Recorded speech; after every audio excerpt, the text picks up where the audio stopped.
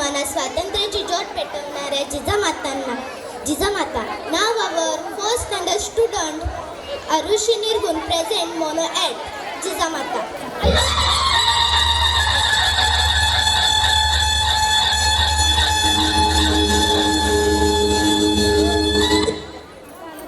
कोण म्हणाले रे दीपकलिका, कोण म्हणते देवता?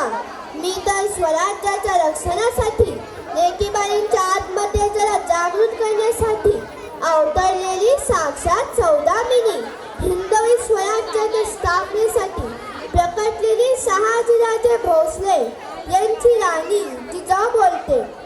सिंदखेडचे पराक्रमी सरदार लखुजीराव जाधव यांची सोलसहित कन्या जिजाऊ बोलते. शुभांच्या प्रत्येक पराक्रमी व स्वाभिमानी निर्णयाला आशीर्वाद देऊन त्यांना प्रेरणा देणारी आदर्श माता जिजाऊ बोलते. आया बहिणींचा लज्जेला हात घालणाऱ्या, रांजाच्या पाटलाचा चौरंगा करणाऱ्या सहनशील शुभांची आई बोलते.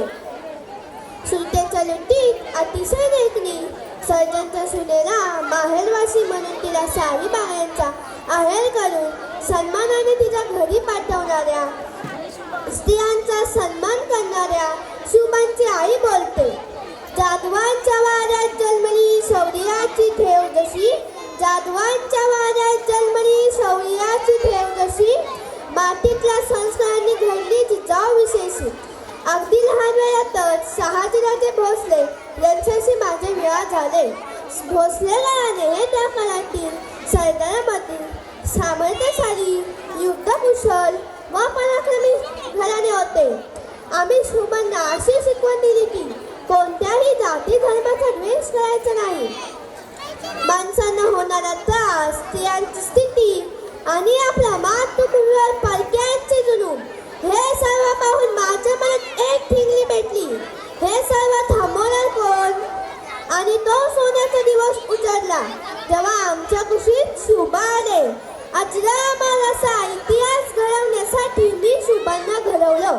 शुभाने जीवाची पर्वा न करता हिंदवी स्वराज्य निर्माण केले.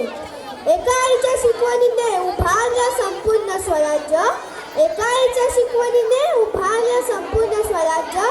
आमचा आशीर्वाद होता म्हणून घडलं महाराष्ट्राचं साम्राज्य.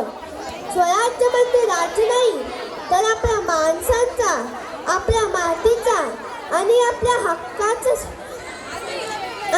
हक्क आहे. हजार घाव झेल नाही, खिंडीत बाजी बाकी आहे.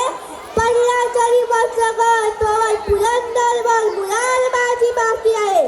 कंठनाल छेद नाही, झुंजणारा देह बाकी आहे. एक लढाई संपली तरी युद्ध